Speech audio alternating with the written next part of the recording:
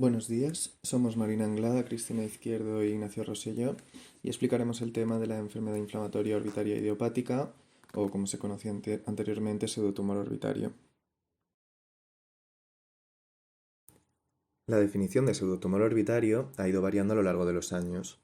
Este término se reservaba para designar una inflamación orbitaria difusa que excluía neoplasia, infección, inflamación sistémica o etiología autoinmune. Algunos autores comenzaron a estar en desacuerdo con el diagnóstico de pseudotumor orbitario, por ser antiguo y carecer de un significado claro. Por ello, se optó por el término enfermedad inflamatoria orbitaria idiopática. Así pues, la definición más precisa de enfermedad inflamatoria orbitaria idiopática sería la de todo aquel proceso orbitario inflamatorio, inespecífico idiopático benigno, que se caracterice por presentar un infiltrado linfoide pleomorfo con fibrosis en grado variable. Quedan excluidos de este grupo aquellas entidades locales o sistémicas de inflamación que cursen con compromiso conocido tipificado orbitario y los tumores. En 1895, Panas empleó el término pseudoplasma para referirse a aquellas lesiones con patrón de comportamiento clínico tumoral que, o bien regresaron sin tratamiento, o bien, en la biopsia, demostró un componente exclusivamente inflamatorio. Fue Arthur Birch Hirschfield que en 1905 utilizó por primera vez el término pseudotumor orbitario, en el texto publicado en la revista German Ophthalmological Society con el título Diagnosis and Pathology of Orbital Tumors. Posteriormente, en 1923, Benedict and Knight emplearon el término pseudotumor inflamatorio. Y como ya hemos comentado anteriormente, este término ha ido cayendo en desuso y actualmente se utiliza el término de enfermedad inflamatoria orbitaria idiopática. Hoy en día es difícil establecer la incidencia al incluir, según autores, algunas enfermedades inflamatorias específicas o inespecíficas dentro del término de enfermedad inflamatoria orbitaria idiopática. Se considera que entre el 8 y el 11% de todos los tumores orbitarios son enfermedad inflamatoria orbitaria idiopática. Otro estudio estima que la incidencia es del 6 al 16% de los tumores orbitarios. Es más prevalente en adultos, sobre todo en mujeres. En cuanto a la edad de presentación, aparece entre la tercera y la sexta década de vida, y muy raramente es bilateral en adultos. En cambio, en niños, la bilateralidad es más común. La etiología de la enfermedad inflamatoria orbitaria idiopática, tal y como queda expresada en su nombre, es desconocida. Aún así, se han considerado como posibles etiologías una infección en una localización que no sea la órbita y enfermedades autoinmunes. Entre las infecciones, la presencia de faringitis estreptocócica o infección viral del tracto respiratorio superior se han correlacionado con la aparición de la enfermedad inflamatoria orbitaria idiopática. El mimetismo molecular entre el antígeno externo y autoantígenos es una teoría que explicaría la aparición de la enfermedad inflamatoria orbitaria idiopática tras la infección. Varias enfermedades reumatológicas, como la granulomatosis con poliangeitis, el lupus eritematoso sistémico, la artritis reumatoide, la poliarteritis nodosa y otras, se han asociado a enfermedad inflamatoria orbitaria idiopática. Hay distintas teorías propuestas para intentar explicar la inflamación. Existen informes de niveles altos de citoquinas inflamatorias, como las interleuquinas, interferón, TNF, en muestras histopatológicas, así como la expresión aumentada de CD20 y CD25. A nivel genético, recientemente se ha demostrado una upregulation involucrando inmunoglobulinas y receptores, pero con una downregulation de alcohol deshidrogenasa, 1B, adiponectina, el receptor de leptina y C1Q. El método más efectivo para clasificar una inflamación orbitaria es definirla como aguda, subaguda y crónica, basándose en la clínica. En segundo lugar, situarla anatómicamente. Y si es necesario y está indicado, tomar la decisión sobre la biopsia y el estudio histológico. La enfermedad inflamatoria orbitaria idiopática puede afectar a la grasa orbitaria, a la glándula lagrimal y a los músculos oculares de forma aislada o conjunta, produciendo así un pseudotumor difuso, así como también al nervio óptico o a la zona anterior o apical de la órbita. En los casos en que sea necesario la biopsia, la enfermedad inflamatoria orbitaria idiopática también se puede clasificar según sus características histopatológicas. La forma clásica presenta un infiltrado inflamatorio crónico con pequeños linfocitos maduros, bien diferenciados, mezclados con células plasmáticas, neutrófilos y granulocitos eosinófilos. Ocasionalmente presentan también histiocitos y macrófagos. La forma granulomatosa presenta infiltración histiocítica y células gigantes multinucleadas, a veces con granulomas no calcificantes bien formados.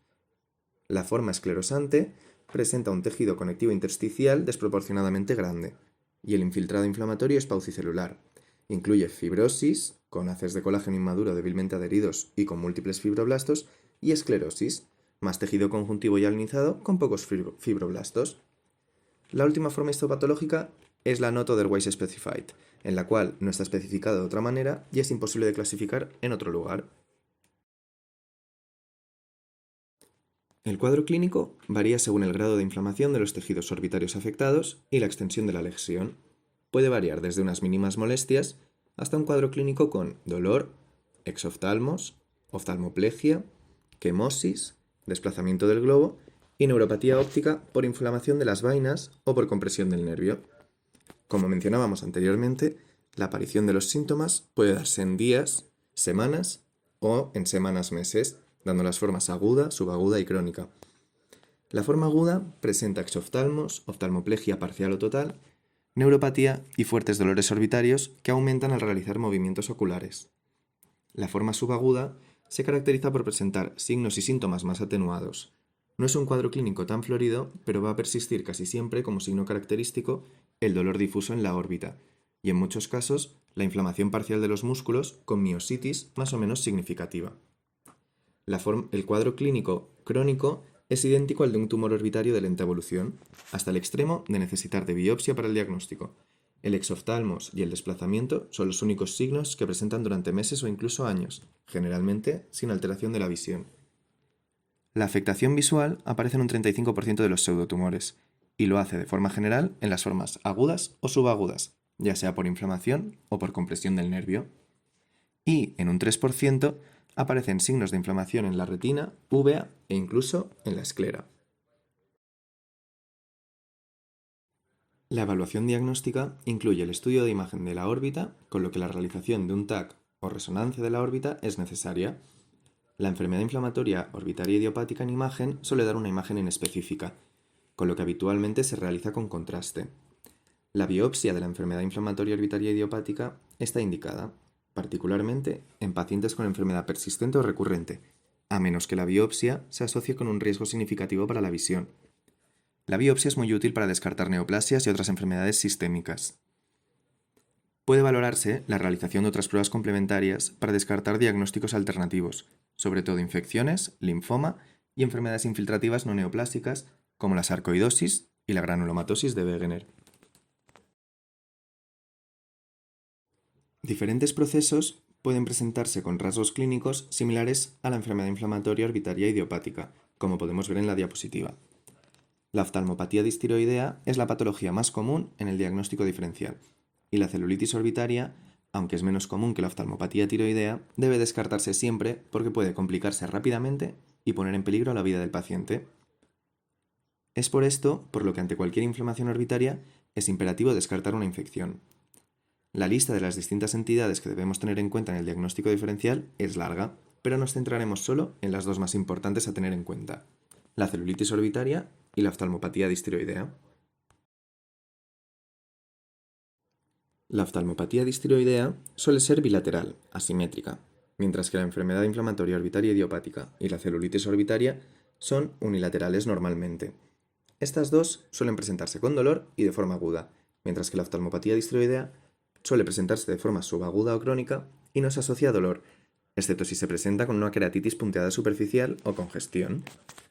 La clínica es muy parecida en las tres patologías, con edema y eritema de los párpados, proptosis y alteración de la motilidad ocular, entre otros. La enfermedad inflamatoria orbitaria idiopática puede ir asociada a enfermedad sistémica y puede acompañarse de síntomas constitucionales mínimos, mientras que la oftalmopatía distiroidea se asocia a afectación tiroidea y a sintomatología asociada a esta: fatiga, bocio, intolerancia al calor, taquicardia, pérdida de peso. La celulitis orbitaria puede ir asociada a fiebre y a síndrome constitucional. Además, frecuentemente se asocia a sinusitis, infección de los párpados, infección facial o trauma. Por lo que respecta a las pruebas de laboratorio, la enfermedad inflamatoria orbitaria idiopática se presenta con un aumento de la PCR y de la VSG. La oftalmopatía distiroidea puede presentar una elevación de T3 y de T4, una disminución de TSH y presencia de autoanticuerpos antitiroideos. La celulitis orbitaria cursa con leucocitosis con desviación a la izquierda y los hemocultivos pueden ser positivos o negativos. Las pruebas de imagen son variables según la estructura afectada en la enfermedad inflamatoria orbitaria idiopática. En la oftalmopatía distiroidea se puede observar un aumento del tamaño de los músculos extraoculares, entre otros hallazgos, y en la celulitis orbitaria se puede observar disminución de la señal de grasa orbitaria, afectación concurrente de los senos, erosiones óseas y otros hallazgos. El tratamiento se debe centrar en el control de la posible enfermedad sistémica asociada, así como también controlar la inflamación y minimizar las posibles secuelas permanentes. En la práctica clínica se usan los tratamientos que explicaremos a continuación, pero hay que tener en cuenta que no hay consenso sobre el protocolo de tratamiento que se debe seguir y se necesitan más estudios para determinar la elección del tratamiento, la dosis y la duración. En primera línea, podemos realizar observación en los casos leve moderados en los que se prevea una posible remisión espontánea. Podemos utilizar AINES sistémicos en los casos leves y tienen menos efectos adversos que los corticoides. Y podemos utilizar también corticoides sistémicos, que se consideran la primera línea del tratamiento y se obtienen en un 75% de los pacientes una gran mejoría de los síntomas y de manera rápida. La dosis suele ser de 1 mg/kg al día de prednisona con una disminución escalonada después de alcanzar la respuesta clínica completa. Los corticoides y los AINES han demostrado ser altamente efectivos, pero en los casos refractarios o en los que se quieran evitar los efectos adversos de estos, se puede recurrir a otras opciones terapéuticas, como la inyección intralesional de corticoides, radioterapia, cirugía en lesiones fibróticas extensas o quimioterapia, ya que distintos agentes han demostrado ser efectivos en algunos casos de enfermedad inflamatoria orbitaria idiopática, como por ejemplo el metotrexato, la ciclofosfamida, la ciclosporina y fármacos biológicos como el infliximab o rituximab.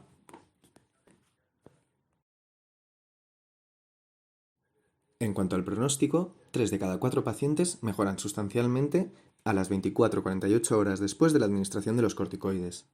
La recurrencia es de un 52%, incluso con el tratamiento con corticoides. Se han demostrado diferentes grados de fibrosis residual, sobre todo en los casos que han sido más refractarios al tratamiento, y esto puede llevar a la pérdida de visión y a una disfunción oculomotora severa. También hay otras complicaciones posibles, como la extensión de la inflamación a estructuras contiguas, como la cavidad intracraneal. Se pueden afectar distintos nervios craneales, causando hemiparesias sensomotoras. También puede causar glaucoma de ángulo cerrado secundario, porque la inflamación severa puede causar efusiones coroideas que provocan la rotación anterior del cuerpo ciliar, y la proptosis progresiva puede causar queratitis por exposición y formación de úlceras. A modo de resumen, aquí encontramos los puntos clave de la presentación de hoy. Los signos y síntomas de la enfermedad inflamatoria orbitaria idiopática pueden simular otras enfermedades orbitarias, como trastornos autoinmunes, enfermedad de la tiroides o neoplasias malignas. Una historia cuidadosa y un examen físico son particularmente relevantes para descartar enfermedades sistémicas que pueden estar asociadas a la enfermedad inflamatoria orbitaria idiopática. El uso de pruebas auxiliares de laboratorio y de diagnóstico, que incluyen el TAC, la resonancia y la biopsia, deben usarse con prudencia para un diagnóstico definitivo. Y, finalmente, los médicos deben sopesar cuidadosamente las opciones de tratamiento para los pacientes que no responden a un régimen de esteroides. Finalmente, aquí podéis observar la bibliografía que hemos utilizado para realizar esta presentación. Muchas gracias, espero que les haya servido. Un saludo.